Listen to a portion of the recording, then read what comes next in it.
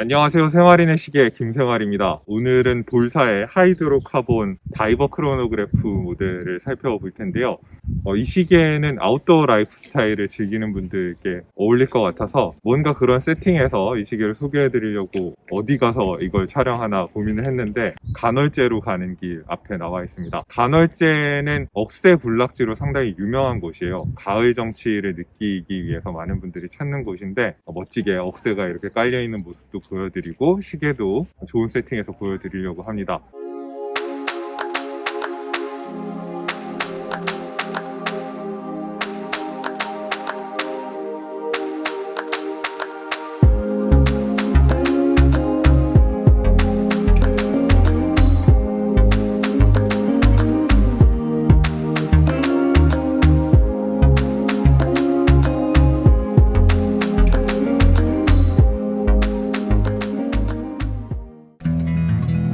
저희 채널에서 몇 주 전에 볼와치의 시계를 처음으로 소개를 해드렸었는데 시계를 잘 만든다는 평판이 있는 회사이긴 했지만은 국내인지도는 그렇게 높은 편이 아니어서 조회수가 잘 나오리라고 기대하진 않았습니다. 하지만 뜻밖에도 너무 많은 분들께서 관심을 가져주셔서 저도 좀 놀랐습니다. 새로운 브랜드를 알고 싶어 하시는 분들이 많구나 라는 거를 다시 한번 느끼게 된 순간이었습니다. 볼와치 컴퍼니의 시계를 어디 가면 볼 수 있냐고 물어보시는 분들이 많아서 말씀을 드리면은 아직은 국내에 공식 매장이 오픈되지는 않은 상황으로 알고 있어요. 내년 1월에 청담동에서 공식 부티크 1호점을 연다고 하고 지금은 온라인으로밖에 만날 수가 없는 상황이라고 합니다. 좀 기다려보시면 뭐 TV 광고나 메이저 잡지 같은 데도 노출을 좀 더 시킬 거라고 하니까 브랜드의 위상에 걸맞는 홍보가 진행되지 않을까 저도 예상을 하고 있습니다. 지난번에 마블라이트 시계는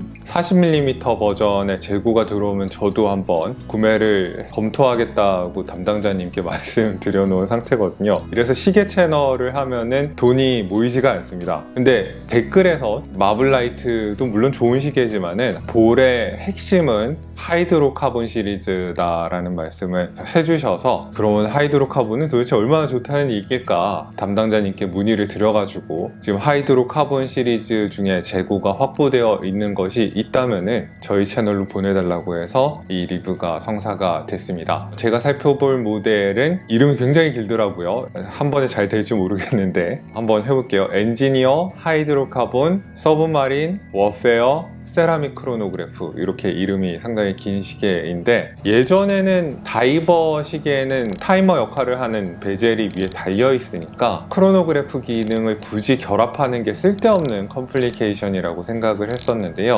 기계식 무브먼트랑 상호작용을 할 수 있는 방법이 사실은 용두를 뽑아가지고 수동 감기를 한다던가 날짜랑 시간을 맞추는 거 말고는 없잖아요. 크로노그래프가 있으면 좋은 게 내가 생각이 나면 언제든지 구동을 시켜 나와 시계의 무브먼트의 상호작용을 즐길 수 있으니까 또 그게 매력이기도 하더라고요. 내가 다이버라고 생각했을 때 그렇게 필요한 기능은 아닙니다만은 시계 컬렉터로서 좀 더 무브먼트랑 상호작용을 하고 싶은 사람이라고 가정을 해봤을 때는 어쩌면 이게 굉장히 필요한 기능일 수도 있겠다라는 생각을 하게 됐습니다. 볼와치를 지난번에 처음 소개를 해드리면서 1891년에 오하이오의 키튼역에서 있었던 대참사 때문에 철도의 안전을 위해서 웹클레이볼이라는 클리블랜드의 보석상이 시계를 검사하고 검수하고 관리하는 기준을 세우고 유통하는 역할까지 맡게 되면서 볼와치 컴퍼니가 출범하고 번성하게 되었다는 볼와치 컴퍼니의 역사에서 전반부에 집중한 이야기를 드렸었는데요. 미국 철도가 점점점 미국의 교통에서 차지하는 역할 같은 게 축소되면서 철도 시계를 주로 만들고 유통해오던 볼와치 컴퍼니의 사세도 위축되거든요. 1990년대 말에 라쇼드풍으로 가서 리부트를 하게 되는데 이런 리부트된 회사의 공통된 문제라고 하면은 보통은 리부트 되기 전에 전성기가 더 흥미로웠고 리부트 이후에는 과거의 명성에 의존해서 연명을 하는 회사들이 많죠. 볼은 그런 회사가 아니다 라는 얘기를 좀 드리고 싶어요. 볼이 2000년대 중후반부터 2010년대에 기술 부분에 대한 투자나 신제품에 대한 개발에 대한 투자 그리고 마케팅에 대한 투자를 굉장히 열심히 열심히 하면서 굉장히 흥미로운 브랜드들 중 하나로 도약을 하게 되는데, 그 과정에서 얼굴 역할을 한 사람이 있습니다. 롤렉스의 무브먼트 부분으로 입사를 해가지고 19년 동안 근무를 하면서 총 책임자 자리까지 올라갔던 필립 안틸이라는 사람이 있는데요. 볼와치 컴퍼니에서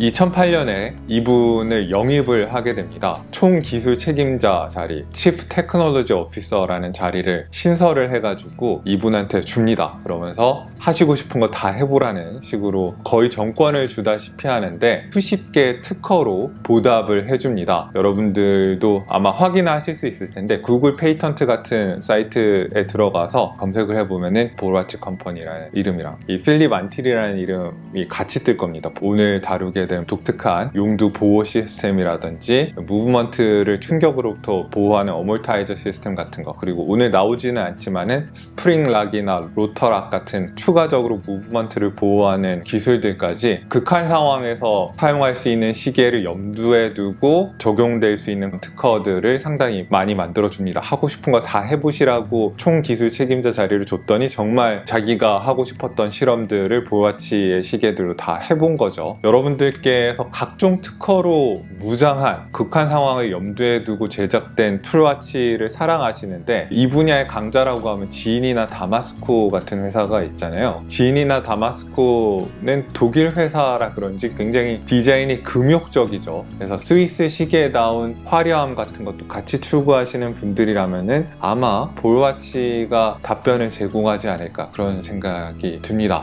그럼 다시 오늘 리뷰할 시계 이야기로 돌아와서, 이 시계의 가장 특징적인 부분 중에 하나는 가독성에 엄청나게 신경을 많이 썼다는 게 돋보이는데요. 유광 세라믹 베젤은 검은색인데 거기 흰색의 마커들이 약간의 음각과 함께 들어가 있어서 굉장히 좋은 대비를 보여주고요. 사틴 피니시된 매트한 검은색의 다이얼 위에다가 굵직한 트리튬 튜브를 22개를 활용해가지고 제작된 다이얼 역시 굉장히 좋은 가독성을 보여주고, 크로노그래프 기능과 관련된 부분은 검은색과 보색 관계에 있는 노란색을 사용해서 더 강조를 했기 때문에 읽는 데는 전혀 문제가 없는 시계라고 말씀을 드릴 수 있겠습니다.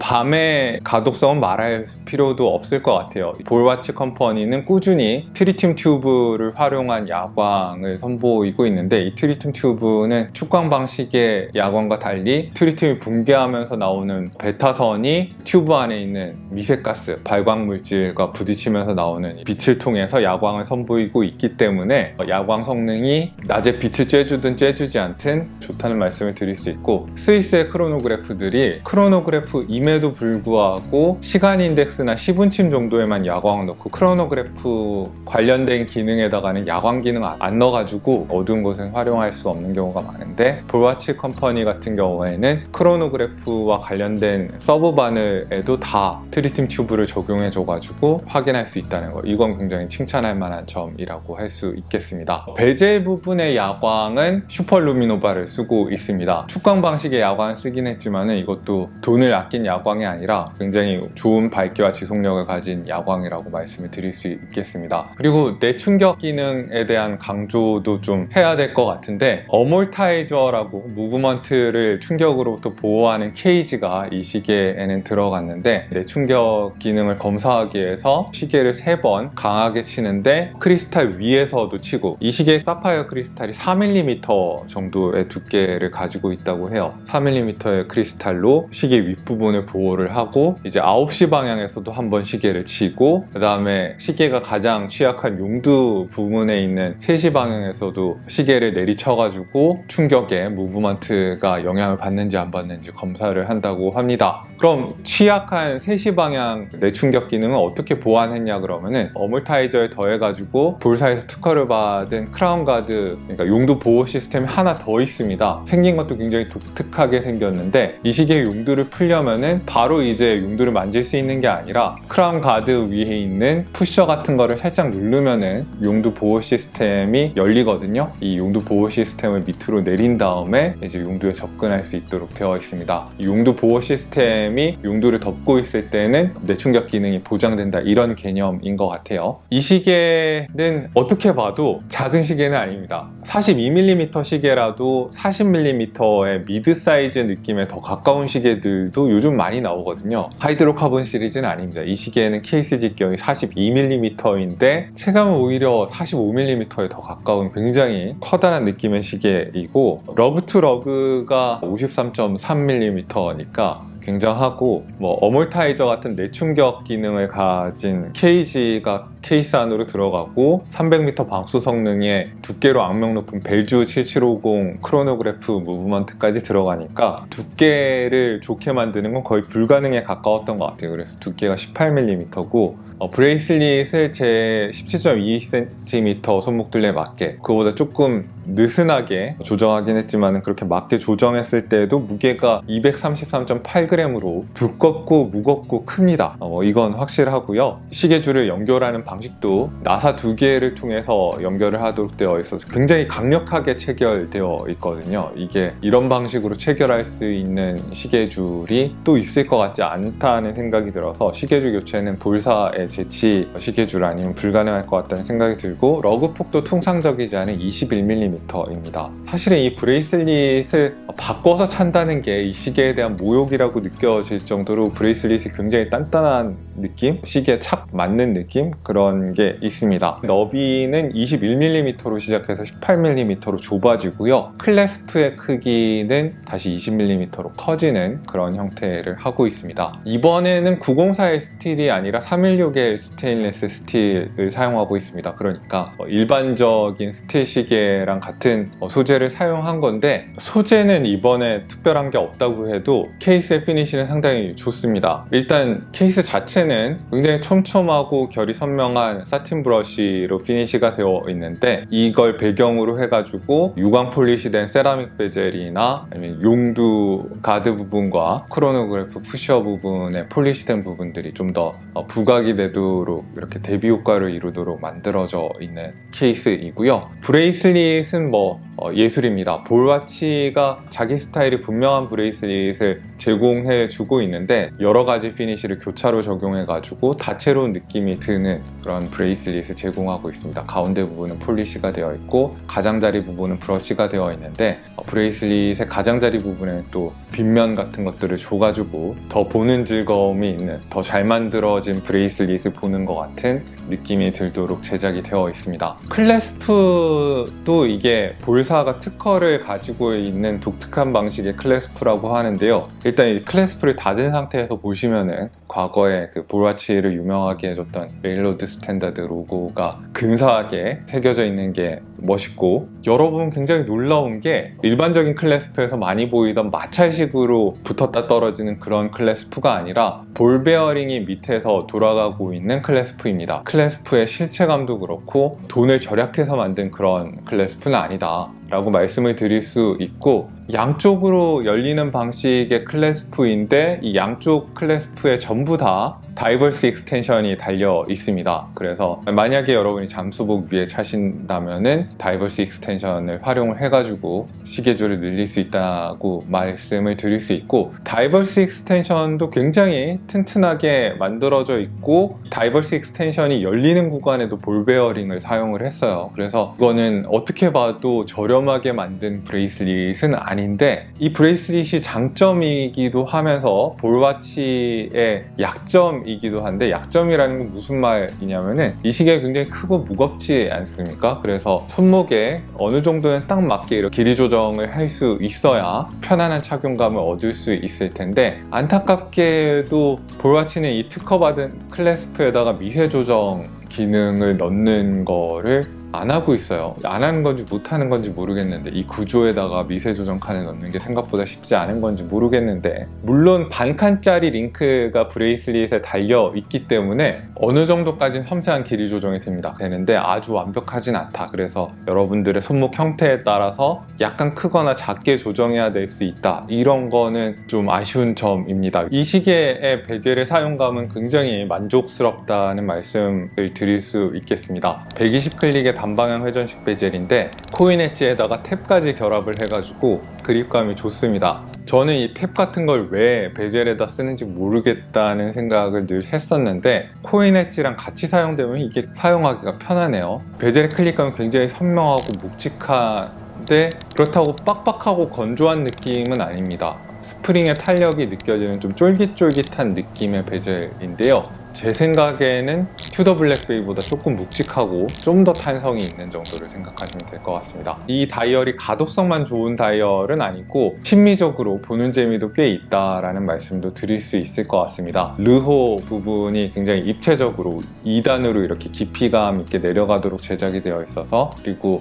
그 위에 굉장히 두툼한 트리튬 튜브가 둘러져 있어서 다이얼이 상당히 입체감 내지 깊이감이 있다는 말씀을 드릴 수 있을 것 같고, 평범하게 제작된 것 같은 시분 초침에도 초침의 카운터 밸런스 같은데 깨알 같은 레일로드 스탠다드 로고가 카운터 밸런스로 사용된 부분이라든가 이런 것들이 굉장히 아시는 분들께는 재밌게 느껴질 것 같습니다. 그리고 뭐 데이데이트 기능까지 있는 거는 제 취향은 아닌데 이거 굉장히 편하다고 하시는 분들이 많더라고요. 요일 날짜의 정렬 상태도 똑바르게 되어 있고 날짜 디스크의 해상도도 좋다, 뭐 이런 말씀을 드릴 수 있을 것 같습니다. 또 하나 말씀드려야 될 게 이 시계가 볼와치 컴퍼니에서 제공하는 크로노그래프 최상위 모델은 아닙니다. 네두라고 해서 네이비 익스페리멘털 다이빙 유닛의 약자인데 티타늄 소재로 만들어져 있고 방수 성능도 600m이고 크로노그래프 푸셔를 물속에서도 구동시킬 수 있다고 해요. 그러나 이 시계 같은 경우에는 물속에서는 푸셔를 구동시키면 안 됩니다. 그래서 물에 들어갈 때에는 푸셔에도 이 잠금 기능이 있거든요. 그래서 푸셔에 잠금하는 나사를 다 잠그고 들어가셔야 된다는 말씀을 드려야 되겠고, 저는 이걸 리뷰한 이유가 네두보다 이게 더 멋있게 생겨서이거든요.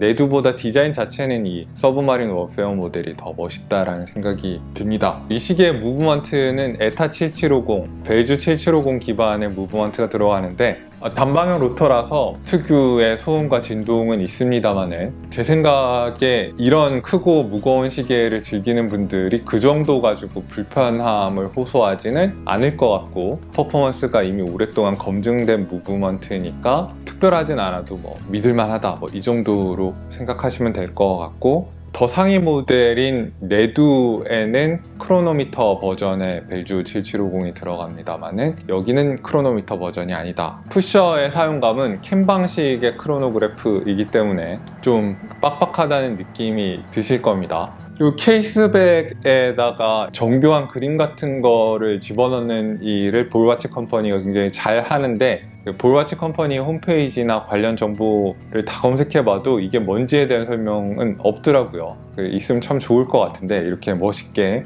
케이스백을 만들어 놓고 설명이 없다는 건 좀 아쉬운 부분인 것 같아요.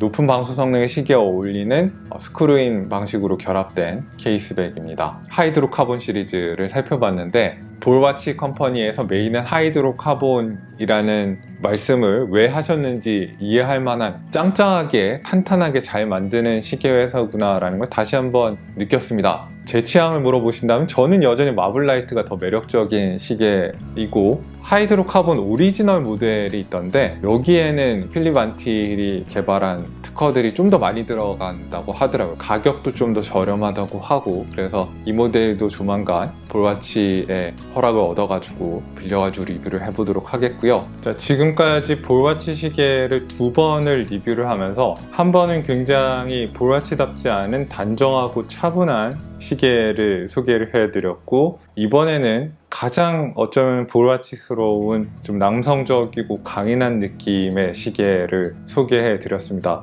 이른바 볼와치 매운맛이라고 할 수 있겠는데요. 여러분은 이 두 가지 유형의 시계들 중에서 어떤 유형의 시계들을 좀 더 보시고 싶으신지 댓글로 의견을 주시면은 향후에 볼와치 시계들을 좀 더 소개할 기회가 있을 때 반영해서 기획을 해 보도록 하겠습니다. 다음 시계는 얼마나 또 좋을지 기대가 많이 되고, 또 신기한 시계들이 카탈로그에 굉장히 많아서 좀 더 살펴보고 싶다는 생각이 드는 브랜드입니다. 자, 오늘도 여러분들께 유용한 정보가 됐기를 바라고요. 여기는 생활인의 시계 호스트 김생활이었습니다. 안녕히 계십시오.